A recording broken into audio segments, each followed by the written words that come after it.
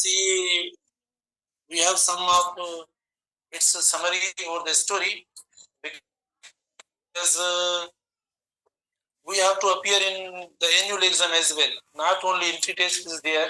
Initially, we have to appear in the annual exam of the board and then to attempt another test. So the lesson, the day the dam broke, I've got its PDF form here, and maybe yes. Now this is just his introduction of the writer. So it's not important to learn about the introduction of the writer. At least we should learn about the story, that what happens in the lesson. Okay, the day the dam broke is a very humorous story, and I would like to tell you.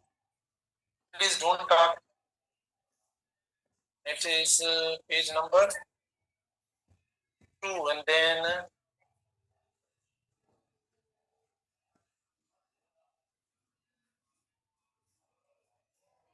many pages.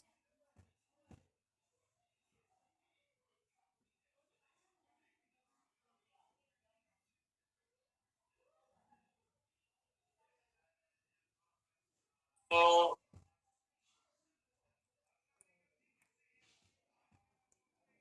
the way I would like to ask you the story is quite simple and entertaining one from your side, because lesson is somehow nowadays very strange to ask from the students, because they never prefer their focus on the lesson. But we have actually divided or distributed the lesson into different sections. As small sections are made, are designed in order to ask you. And if you are really good students, as you get some paragraphs to choose the right answers. Same is the case with this, paragraph. So these are actually, designed into very small portions or sections. You just look at the paragraph, look at the paragraph of the lesson, the day the day broke, and I just come back to ask you, what is written here, what is said in this paragraph, the summary.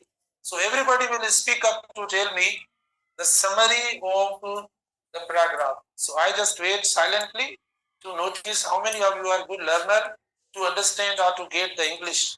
Not only English of my book or this book, but everywhere you have to read everything in English, whether it's biology, physics, chemistry, but you only learn there in English. So I wait to see how many of you get this passage and then ask you the same in your own words. आपको बताना पड़ेगा अपने अल्फाजों में कि इधर क्या लिखा हुआ। शाबाश। So just read please. Is it visible? आपको नजर आ रहा है या इसको और ज्यादा?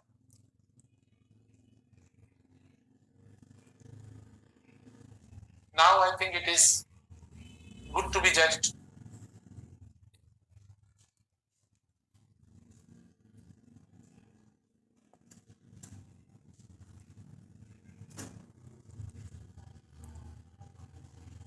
Shabash, look at, and then I come to ask you.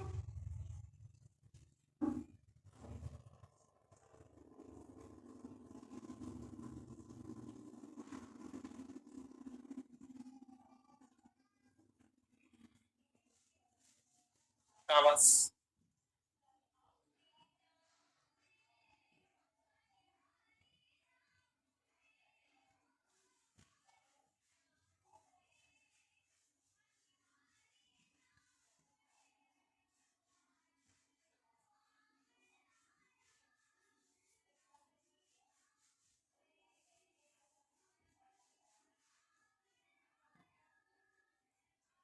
शाबाश। देखते हैं आप में से कितने स्टूडेंट्स इसको समझते हैं।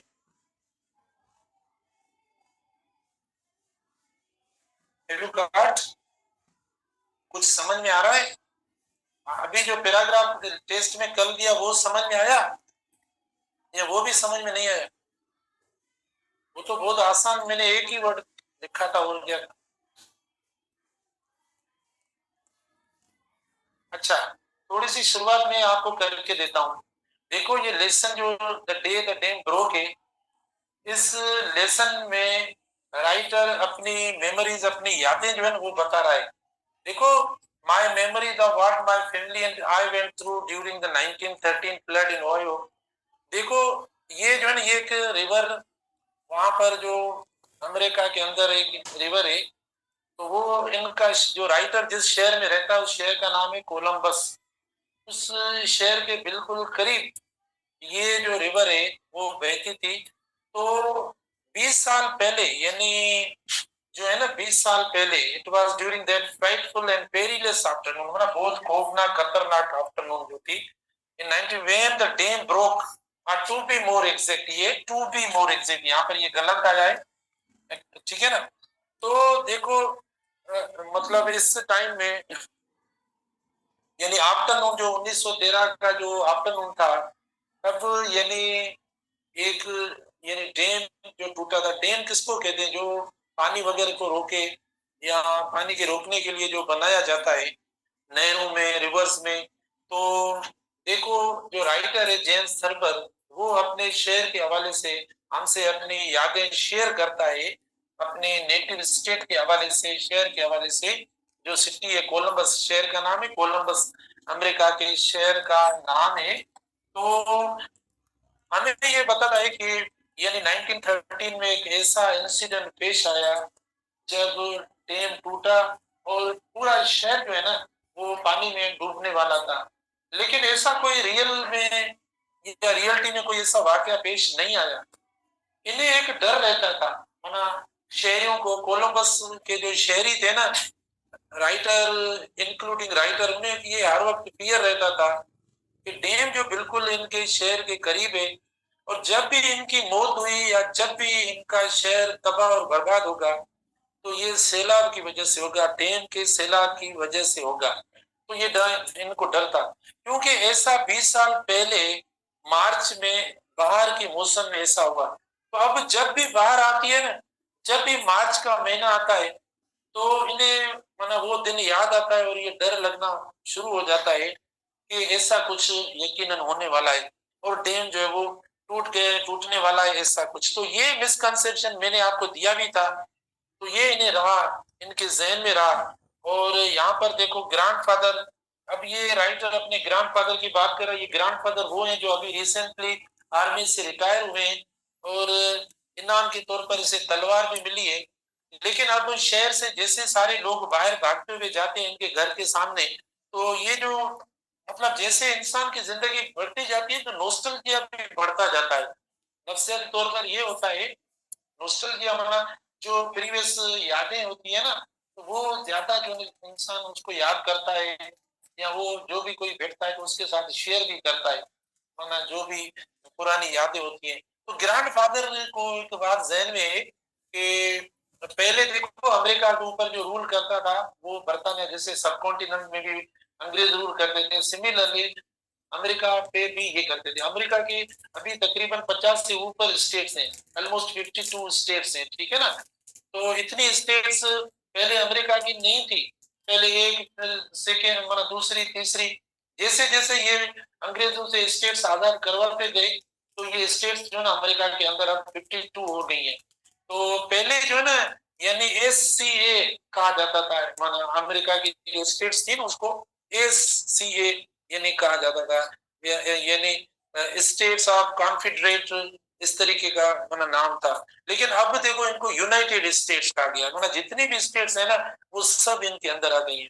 और आप इसके फ्लैग वगैरह पे देखेंगे, स्टार्स वगैरह, वो भी स्टेट्स को शो करते हैं, माना अलग अलग जो स्टेट्स है ना उनको शो करते हैं। तो ये ग्रैंडफादर जो था, उन्हें लगा कि इनकी किसी स्टेट के ऊपर कब्जा या हमला होने वाला है। तो और वो हमला करवाने वाला कौन है, ये नेथन बेडफोर्ड फॉरेस्ट, ये एक सिपह सालार का नाम है, एक बहुत बड़ा आर्मी का लीडर उसका नाम है। और ये यानी आर्मी को कहा जाता है, वो ही जो उनके शहर के ऊपर हमला कर रहा है। तो ये तलवार लेकर घर से बाहर निकला कि यहाँ से जो भी इनकी गली में से कोई भी गुजरेगा तो ये उनके साथ लड़ेगा, झगड़ा करेगा या उन्हें कत्ल करेगा। अब जो राइटर है ना, यानी इसके जो पोते, उन्हें लग ये जो हमारे मोहल्ले वाले लोग हैं, डैम टूटने की वजह से इस गली में से भागते हुए मशरिक की तरफ जा रहे हैं, लेकिन इनके ग्रैंडफादर को पता नहीं है। हो सकता है ये इनमें से जो भी गुजर रहे हैं यहाँ, इन सबको हला कर दे या कत्ल कर दे, तो ये बहुत बड़ा मसला हो जाएगा। इसको लग रहा है कि दुश्मन है, ये हमारे शहर के ऊपर हमला किया है, और वो समझते हैं कि दुश्मन नहीं है, शहर के मोहल्ले के लोग हैं, डैम टूटा है, खौफ की वजह से मशरिक की तरफ भागते हुए जा रहे हैं। हालांकि डैम वगैरह कुछ नहीं टूटा है, ये एक फियर है, एक पैनिक है। एक चीज जो किसी भी इंसान के जहन में रहेगी ना, जब वो चीज कहीं भी थोड़ी भी होगी ना, तो बहुत ज्यादा डर होगा और लगेगा कि ये मुझसे भी ना हो जाए, मुझसे भी ये हो सकता है। हर इंसान को कोई ना कोई डर होता है। जैसे मैं आता हूँ, मुझे एक जहन में डर हर वक्त रहता है कि कोई ना कोई क्वेश्चन न कर ले, ठीक है ना? या आपके जहन में भी ये सेम होगा कि कहीं पे जो है ना, जो टीचर क्वेश्चन न कर ले हमसे, होना डर रहता है ये। या हम बस में चढ़ते हैं तो हमें बस के एक्सीडेंट से डर लगता है, या कई भी ऐसी चीजों के करीब बैठते हैं तो कुछ ना कुछ डर होता है। तो इन्हें जो डर, कोलंबस शहरी जो है उनको जो हर वक्त डर रहता था, वो इधर जो एक डैम बना हुआ था इस रिवर पे, उससे डर रहा रहता था हर वक्त, क्योंकि 20 साल पहले एक ऐसी ट्रेजेडी हुई जिससे ये पूरा शहर तबाह हो चुका था।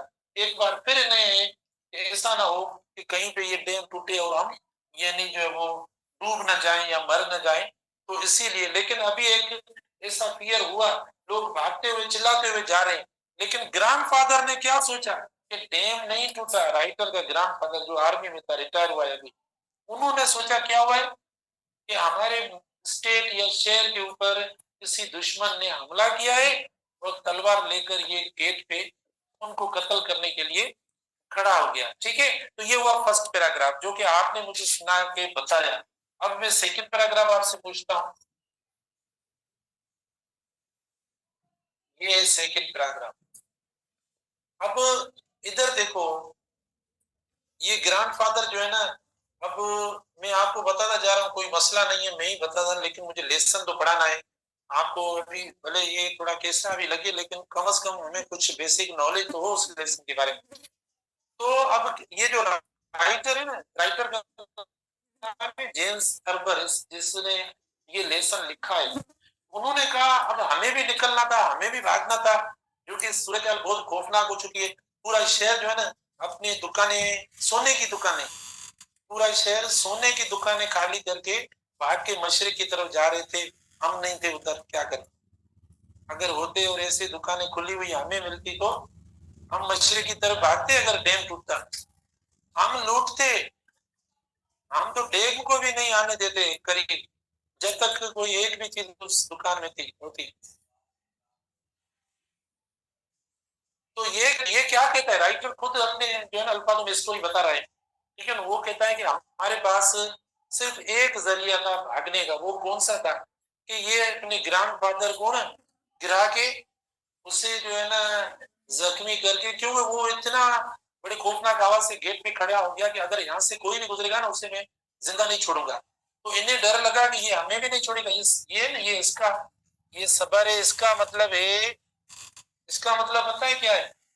इसका मतलब है तलवार। तलवार इसके हाथ में थी, और पता है क्या कर, लेट द सन्स कम, बेटा आके तो आओ, मैं देखता हूँ आपको। ये लिखा हुआ है, मैंने देखो ये जो ओरिजिनल लिखा हुआ है, लेट द सन्स कम। तो ऐसे सबको कह रहा है, तो इन्हें डर लगा घर वालों को कि भाई हमें अब भागना चाहिए। ये सब उसके हाइट के बारे में, ये इतना देखो कितना लंबा था, he was taller than 6 feet. ठीक है ना, इतना, और वजन वगैरह सब दिया होता, सब इससे डरते थे। लेकिन इन्होंने कहा कि हमारे पास सिर्फ एक ही अब रास्ता है कि फिर ये क्या कहते हैं, आयरनिंग बोर्ड जो होता है, इधर कहीं पे लिखा होगा, आयरनिंग बोर्ड जो है, माना इस्त्री करने वाला जो बोर्ड है ना, उससे हाँ ये देखो। तो ये क्या करते हैं, we have to stun grandfather with the ironing board. Stun माना बेहोश करना। तो ये क्या करते हैं, जो इस्त्री करने वाला बोर्ड होता है वो उठाकर उसको मारते हैं, वो गिरता है, बेहोश हो जाता है, फिर वहां से निकलते हैं। और बाकी जो लोग आ रहे होते हैं ना, उनके साथ ये भी भागते हुए बाहर जा रहे हैं, भागते हुए सब जा रहे हैं, चिल्ला के जा रहे हैं, go to the dam at broken. हालांकि कुछ भी नहीं हुआ, ये सिर्फ डर है। माना ये कोई नीचे तो देखता नहीं है कि भाई कोई डैम वगैरह टूटा है या क्या, कुछ भी नहीं। पैनिक एक बहुत बड़ा बड़ा खौफ है उनके जहन में। तो ये जा रहे होते हैं, तो जैसे ये जा रहे होते हैं ना वहां से, तो आगे एक कैंट है, देखो चलो मैं ऐसे पढ़ा देता हूँ, यहाँ से थोड़ा मुझे टाइम भी लगेगा, देर भी हो जाएगी। आगे एक कैंट है, देखो कैंट में पता है क्या होता है? उस कैंट के अंदर तकरीबन 300 सिपाही, एक जो है ना बहुत बड़ा ब्रेव और दिलेर एक ऑफिसर जो है वो फौजी रैंक का, वो ट्रेनिंग करवा रहा है सिपाहियों को। और उन्हें पता है क्या बता रहा है, वो अभी मतलब सिपाही फौज के अंदर अपॉइंट हुए, उनकी रिक्रूटमेंट हुई है या उनकी भर्ती हुई है ना अभी अभी, तो उन सबको बता रहा है कि भाई जंग में कैसे लड़ा जाए, या अगर कोई अपने अपने जो वो अपनी कौम या अपने लोगों के ऊपर कोई मुसीबत आ जाए, कोई ऐसी आपत्ति या कोई ऐसा डिजास्टर आ जाए, उनको कैसे बचाया जाए, कैसे अपनी जिंदगी कुर्बान की जाए। तो उन्हें ट्रेनिंग में ये इतनी बड़ी बड़ी बातें बता रहे हैं, उसको कुछ ऐसा पता नहीं है कि शायद ये जो आवाज है go to the east the dam had broken, वो भी कोई आवाज ऐसी इसके कानों पे आकर पड़ेगी, क्योंकि ये भी इसी शहर का रहने वाला है, इसको भी डर है। लेकिन हर इंसान की कोई ना कोई कमजोरी और वीकनेस होती है, लेकिन कोई डिस्क्लोज थोड़ी करता है कि मेरी ये वीकनेस है, ठीक है, कोई करता नहीं है।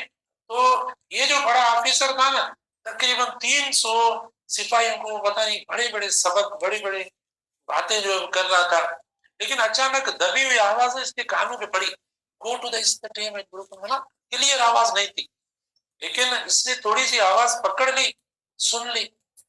फिर इन्होंने कहा अल्लाह करे ये झूठ हो, अगर ये सच हो जाएगा ना, तो मैंने इतनी बड़ी बड़ी बातें इन सिपाहियों से कर ली हैं, मैं तो इनको कुर्बानियों का सबक दे रहा हूँ, मैं कह रहा हूँ कौम को कैसे बचाया जाए, अगर कोई मुसीबत आए तो उन्हें कैसे समझाया जाए, उन्हें रोका जाए, उनकी मदद की जाए, इतने बड़े लेसन उन्होंने जो है वो दिए। लेकिन ये फिर भी सजा दे रहा है उन सिपाहियों को, अगर कोई भी थोड़ी लापरवाही करता है ना सिपाही अपनी ट्रेनिंग में, तरबियत में, वैसी सजा दे देता है उनको, बस कि भाई देखो आपने ऐसा किया, वरना आप डरते हो, आप फेस नहीं कर सकते हो, ये सब सजाएं अगर दे रहा है। अब तो ये लोग पूरा शहर खाली होते हुए, भागते हुए सब मशरिक की तरफ जा रहे हैं, पूरा शहर खाली हो गया है, सब जा रहे हैं, ठीक है ना। तो अब थोड़ी क्लियर आवाज से उसके कानों में पड़ी, go to the east the dam and broke. अब जब वो थोड़ी आवाज क्लियर पड़ी ना, ये उनको ड्रिल करवा रहा है, प्रैक्टिस करवा रहा है, जो वो उनको असेंबली की तरह सब कुछ बता रहा है, लेकिन अब जैसे वो अटेंशन में रुक गया, अटेंशन बस, उसने कहा मैं थोड़ा और ज्यादा कंसंट्रेशन से सुनो ये क्या है। तो अब तो लोग बड़े शोर में से कहते हुए आ रहे हैं, go to the east the dam and broke, clear आवाज आ गई। वो जो सिपाही थे ना, उन्हें जरा भी जुर्रत नहीं थी कि वो इधर मूव भी कर सके, अपनी आंख भी हिला सके। फौज के अंदर इतना डिसिप्लिन होता है कि भाई जो आपको बड़ा कहता है ना उसको ही फॉलो करना है बस, अगर जिधर भी आपकी आंख है ना उधर हो, आंख भी आप हिला नहीं सकते। तो इन्होंने गौर से सुना, अब क्लियर हो गया, शहर के लोग तकरीबन सब करीब आ गए कैंप के, और इनको आवाजें सुनने में आई। इन्होंने कहा कि अब अगर मैं भागा तो सही है, नहीं तो वरना ये लोग आ जाएंगे और मैं तो काबू हो जाऊंगा खुद। और उधर क्या क्या बातें करके बैठा है कि अगर कोई मुसीबत आए, कोई तकलीफ या कोई ऐसा खराब दिन कौम के ऊपर आ जाए, तो हमें ही जो है ना मजबूत होकर उनकी मदद करनी। लेकिन क्या पता, मैं भी अभी इतनी बड़ी बातें कर रहा हूँ ना, अगर यहाँ पर या कोई अचानक ऐसा जल्जला हुआ तो मैं आपको बता देता हूँ कि मैं आपको पहुंचने नहीं दूंगा, बात सीधी पड़ी है, ठीक है भाई, हम फर्स्ट होंगे। हाँ, खाम ऐसी बातें करें कि हाँ आप आराम आराम से उतरो, कुछ नहीं है, कोई ऐसा मसला नहीं है, क्यों झूठ बोल, सांस ले जाए इंसान है ना, पहले सूरत ऐसी होती है जिसमें कोई कुछ कंट्रोल भी नहीं कर सकता, मतलब इंसान है ना, आप खुद देखें जब भी ऐसे डिजास्टर आते हैं। तो बात बता के क्या हुई, जैसे ये करीब हुआ, माना ये सब पैनिक, तो जैसे मैं खड़ा था ना, इन्होंने अबाउट रन का कहा, जितने 300 सिपाही थे अबाउट रन, ऐसा कह के और बाहर मेन गेट से जोर से निकलता हुआ, go to the east the dam at broken. वो भी पीछे जितने भी 300 सिपाही थे वो भी जोर से कहते जा रहे हैं कि go to the east the dam at broken. उन्हें लगा कि शायद ये हमारी ट्रेनिंग का पार्ट है, ये हमें ट्रेनिंग करवा रहा है, क्योंकि सुबह से हमें ट्रेनिंग करवा रहा है, तो ये भी कोई ट्रेनिंग है, हमें लेके जा रहा है। ऐसा नहीं था, उससे साहब को डर लगा कि पता नहीं क्या हो, क्योंकि ये लोग सब शहर के आ गए, अगर ये रास्ते पे आ जाएंगे तो हम तो भाग नहीं सकेंगे। अब ये जोर से तेजी से जा रहा है, जो जो लोग इनको देखते जा रहे हैं, लेकिन अच्छा है, जो जो लोग इनको देखते जा रहे हैं ना सराउंडिंग में, जाहिर है ये तो भाई एक ऑफिशियल ड्रेस में, ऑफिशियल मना पूरी एक आर्मी में वो जा रही है। तो जो भी देखता जा रहा है ना, पहले तो घर लोग घरों में थे, अब इनको देखने के बाद सब लोग इनके पीछे भागते हुए जा रहे हैं। सब एक एक मतलब बूढ़ा सा बंदा आया, उसने पूछा, वो बेचारा भाग ना सके, तो उन्होंने आकर उस कर्नल से पूछा, प्लीज आप रुको तो सही, थोड़ा बताओ मामला क्या है। बोला हम तो ऐसे अभी पता नहीं है। बोला भाई मुझे कुछ नहीं पता, ठीक है ना, जो पीछे आ रहे हैं उनसे पूछो, हमें इतना टाइम थोड़ी है कि रुक के आपसे बात भी करें। अब वो इंसान जो पता नहीं कितनी दिलेरी बहादुरी की, और पीछे जो तीनों आ रहे हैं वो इतने जोर से अपनी चिल्ला रहे हैं कि पता नहीं कहाँ की आवाज जा रही है। उन्हें क्या, उन्हें ये नहीं था, उन्हें लगा हमारा ऑफिसर जो है ये ट्रेनिंग करवा रहा है, अभी इधर लेके जा रहा है, पता नहीं कहाँ लेके जा रहा था। एक जो दिन उधर इनको लेके जा रहा था कि वहां पर पानी नहीं आएगा, वो ऊंची जगह है, ठीक है ना, इसीलिए। अब ये सब वहां पे चले गए, शहर पूरा खाली हो गया। इसमें बहुत बड़ी स्टोरी है, इंटरेस्टिंग स्टोरी है।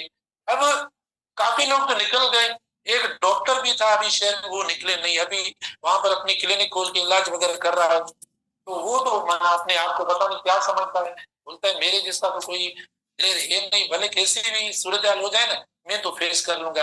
लेकिन एक छोटा सा बच्चा था, साइकिल नहीं, लेकिन आपने देखा होगा शूज में जो है ना रोलर स्केट्स होती हैं, स्केट्स होती हैं, बच्चे या बड़े भी लगाते हैं चलने के लिए स्केट्स, उसके अंदर ये थोड़े टायर्स होते हैं शायद, है ना, वो उन पे चलते हैं, कभी इधर उधर ऐसे मूविंग करते रहते हैं, स्केट्स कहते हैं। तो वो जो बच्चा था ना, वो बार बार डॉक्टर की क्लिनिक के सामने ना, कभी स्केट्स में इधर जा रहा है, कभी इधर जा रहा है, कभी इधर। तो उसकी स्केट्स की जो आवाज थी ना, वो ऐसी आवाज पानी के बहने जैसी, माना वो जो डॉक्टर अंदर क्लिनिक में बैठा है उससे लगा कि पानी तो मेरी क्लिनिक के आगे जा रहा है, अब मैं निकलूं तो कैसे निकलूं, भागूं तो मैंने तो बहुत देर कर दी, मैं तो डूब जाऊंगा, ये तो यकीन है। लेकिन आखिरकार डॉक्टर ने भी जो है वो अपनी आंखों पे पट्टी बांध के बोला, भाई बस जो भी है, अब अल्लाह का नाम लेकर भागते हैं, फिर जिधर पहुंचे। तो क्लिनिक से वो डॉक्टर भी, हालांकि ऐसा कुछ भी नहीं है, ना डैम टूटा ना कुछ भी नहीं है ऐसा, ये एक पैनिक है, खौफ है। अब डॉक्टर जैसे क्लिनिक से देखा ना, निकला, उन्होंने ना पीछे देखा ना इधर, भागता जा रहा, जैसे भागने लगा वो जो बच्चा था उसको, माना अब ये थोड़ी एंटरटेनमेंट लगी बच्चे को, बोला मुझे अब जो है ना डॉक्टर को पहुंचना है, माना जो रोलर स्केट्स पहनी हुई है ना, मुझे रेस करनी है, ठीक है ना। अब डॉक्टर आगे जा रहा है, बच्चा और ज्यादा तेज तेज, तो डॉक्टर ने सोचा अब पानी इतना पीछे से तेज आ रहा है, बच्चे को लगा कि ये मुझसे भाग रहा है, बच्चे को लगा कि ये मुझसे रेस कर रहा है, तो उन्होंने और ज्यादा तेज जो है उसके पीछे भागा, भागा, भागता हुआ जा रहा है। थोड़े डिस्टेंस के बाद वो डॉक्टर जो है गिरा, गिरने के बाद उससे गर्मी हुई ना, गर्मी गर्मी हुई, तो जो गर्मी के ड्रॉप्स है ना, जैसे वो गिरा, ठंडी हवा भी लगी उसको, और गर्मी के जो ड्रॉप्स हैं वो इधर इधर हाथों में गिरने लगे। तो डॉक्टर मतलब आंखें बंद करके बोल रहा है कि ये पानी के ड्रॉप्स आ गए, अब मुझे लग रहा है अभी मैं डूबने वाला हूँ ये। तो मैंने अभी वो बच्चा पीछे था, इसी में वो बच्चा जोर से बिल्कुल वहां से गुजरा, मतलब उस डॉक्टर से जैसे वो गुजर गया थोड़ा आगे काफी, तो वो आवाज जो थी ना मना, रशिंग वाटर मना, जैसे पानी बहने वाली आवाज, वो जैसे उस लड़के के या बच्चे के जाने से खत्म हो गई। फिर ये सर ऊपर करके देखा कि अभी तो इधर कुछ नहीं है, अल्लाह का शुक्र है, अभी मुझे मौका मिला है, वापस नहीं आ रहा है ये कुछ नहीं, अभी और ज्यादा आगे, ठीक है, आगे मना मशरिक की तरफ। सब तकरीबन पूरा शहर खाली हो गया, जो इंसानियत थी ना उसे कुछ पता नहीं, लोगों ने जाकर बताया डीसी को, एसी को, मुख्तियार खान को कि भैया आप जिले के इंतजामी मामला तो आपके पास है, आप देखो शहर का क्या हुआ, कोई भी नहीं है। जैसे उमरकोट का किला है ना, जैसे एक बहुत बड़ा किला बना हुआ था उस शहर के अंदर, कोलंबस के अंदर। तो इन्होंने क्या किया, अब ये लोग पता नहीं इतने दूर चले गए जाकर बैठे, तो उस वक्त में गाड़ियां भी नहीं थी कि कोई उनको जाकर बताए और लेकर आए। मेगाफोन होते हैं, मेगाफोन शहर में अनाउंसमेंट के लिए इस्तेमाल किए जाते हैं, कोई माना प्राइस वगैरह आपने देखे हैं मेगाफोन, जोर से अनाउंसमेंट होने के लिए। इन्होंने माना कोई एक माना ऑफिसर था, ठीक है, कोई ऑफिसर था, तो उसको बोला कि भाई अब सब डीसीएसी किले के ऊपर जो वो गए, चल गए और वहां मेगाफोन के थ्रू बोला पूरी शहर हमारा खाली हो गया और अब ऊपर जाकर आप अनाउंसमेंट करें, उन्हें लोगों को बताएंगे भाई ऐसा कुछ नहीं है, डैम नहीं टूटा है, हम सब इधर शहर में बैठे हैं और अगर डैम टूटता तो भी 2 इंच पानी शहर में आता। शहर जो है 95 फीट ऊपर है और ये कभी हो नहीं सकता, पॉसिबल नहीं है। तो किसी सरकारी ऑफिसर को डीसी ने कहा आपका आवाज भी बड़ा है माशाल्लाह, कद भी आपका अच्छा है, वो ऊपर बैठे हैं तो आप भी अगर ऊपर ऊपर करके अगर जोर से अनाउंस करेंगे ना तो आपकी आवाज क्लियर पहुंच जाएगी तो ये बेहतर हो जाएगा। तो इन्होंने कहा चलो ठीक है। अब पूरी टीम ऊपर जाकर अब उसने जोर से अनाउंसमेंट की। आपने भी देखा होगा जब मस्जिद से या किसी लाउड स्पीकर से आवाज वगैरह आती है तो काफी घर के जो फैमिली मेंबर्स होते हैं ना उन्हें क्लियर आवाज नहीं आती। मतलब हम सोचते हैं किसकी अनाउंसमेंट हो रही है, कौन है पता नहीं है, छुट्टी तो नहीं होगी आज कोई ऐसी आवाज तो नहीं है, मतलब स्कूल खुला होगा, तो माना हम ज्यादा जो है ना कंसंट्रेशन देते हैं। तो इन्हें भी जो है ना आवाज, वो जो उधर बैठे थे ना उन्हें थोड़ी आवाज है, आवाज थोड़ी माना ऐसी आवाज सुनने में आई, यहाँ से आवाज गई the dam is not broken, come back the dam is not broken. ये जो नॉट है नॉट वो उन्हें क्लियर सुनने में नहीं आई, जो उधर बैठे थे 2 माइल। तो वहां पर जो बैठे थे इन्होंने कहा the dam is not broken, और उधर जो बैठे थे उनको और खासतौर पर जो ऑफिसर थे जो सबका मरकज बना हुआ है, सब लोग वहां पर सबने शुक्र किया कि भाई देखो ये बेटे हम भी निकल आए वरना पता नहीं क्या होता। तो उन सबको सुनने में आया the dam has now broken. ठीक है, वो नॉट को क्या उन्होंने किया, नाउ ब्रोकन, उन्होंने कहा डैम टूटा ही अभी है, सरकारी ऐलान हुआ है, माना डीसी ऐलान कर रहा है, अब सरकारी तौर पर अनाउंसमेंट हो चुकी है। वो जिधर बैठे थे ना पहले कुछ सर वगैरह उनके नजर आ रहे थे, वो उन्होंने देखा, वो जो ऑफिसर थे कर्नल उन्होंने कहा भाई देखो हम अभी एक बिट आगे, माना हम इधर नहीं बैठते क्योंकि अभी डैम अभी टूटा है, हो सकता है पानी आ जाए तो हम अभी जाते हैं उधर। यहाँ इधर इन्होंने अनाउंसमेंट करके इन्होंने कहा भाई अब खुद ही आ जाएंगे, हमने बता दिया है, हमारा काम है इन्फॉर्म करना। ये वापस अपने ऑफिस में आगे बैठ के अपना काम कर रहे हैं। 2-3 घंटे और आ गए, वापस आए, देखिए सन्नाटा, कोई शहर में नहीं अभी तक वापस। अब जाकर ऊपर वापस देखे, पहले नजर आ रहे थे अब कोई भी नजर नहीं आ रहा।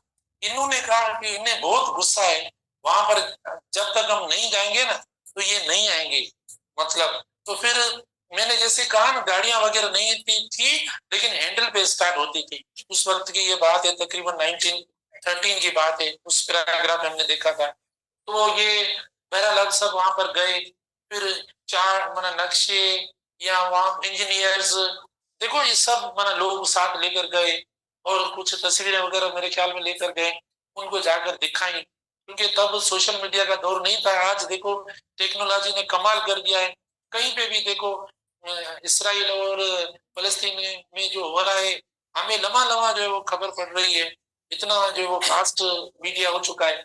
वहां गए, उनको सब जाकर बताया, मिलते की, फिर सब माने और फिर सब वापस आए और सब एक दूसरे के दिन, फिर दूसरे दिन दुकानें खोल के बैठे थे। लेकिन जब दुकान एक दूसरे की घर वगैरह सब सामने थे, जब बांटते जा रहे थे ना एक दूसरे को सब कह रहे थे रुको हम सब साथ चलते हैं, एक दूसरे को पहचानते हैं, आज आप क्यों थोड़े अजीब लग रहे हो। तो सब कह रहे थे नहीं भाई नहीं, ये जो एक एंटी टेस्ट की टेस्ट होती है जैसे कोई आपको एक दूसरे को पहचानेगा नहीं। आज तो कहता है कि बस सब कुछ आप हो जो भी हो, लेकिन एंट्री टेस्ट होगी तब अगर आपने कुछ भी पूछा ना कि ये ऊपर क्या लिखा हुआ है तो आपको जवाब क्या मिलेगा, चमाटे से मारूंगा अगर वापस बात की। तो उस दिन भी पैनिक में होता ही ऐसा है। तो आप देखें उस दिन भी ऐसा हुआ, लेकिन कोई किसी को कुछ नहीं कह रहा था, लेकिन वापस आए तो एक दूसरे को देख के बहुत हंस रहे थे कि देखो हम बड़ी बड़ी बातें करते थे, माना हम सब कुछ है, लेकिन पैनिक ऐसा होता है कि जिसमें कोई इंसान नॉर्मल जो है वो सेंस से काम नहीं लेता। तो कल इंशाल्लाह हम डिस्कस करेंगे, आपसे पूछेंगे कि क्या आपकी लाइफ में कभी ऐसा हुआ कोई पैनिक जिससे आप अपना टेम्परामेंट लूज कर चुके हो, आपको कुछ पता ही नहीं पड़ रहा था कि टेस्ट के अंदर या वैसे भी, या कहीं पे आप किसी पार्टी में दावत में गए हो तो भी आपने किसी को अपनी फ्रेंड को हाथ वगैरह देने की कोशिश की हो लेकिन वो देख नहीं रही थी, हल्की हल्की ये माना, ठीक है ना, हम नहीं कहते कोई मैंने बड़ी बात यहाँ किया। तो ऐसी चीजें, या हमने किसी को सलाम करने की कोशिश की लेकिन किसी ने वापस वालेकुम सलाम तक भी नहीं किया, फिर देखा इधर उधर किसी ने देखा तो नहीं।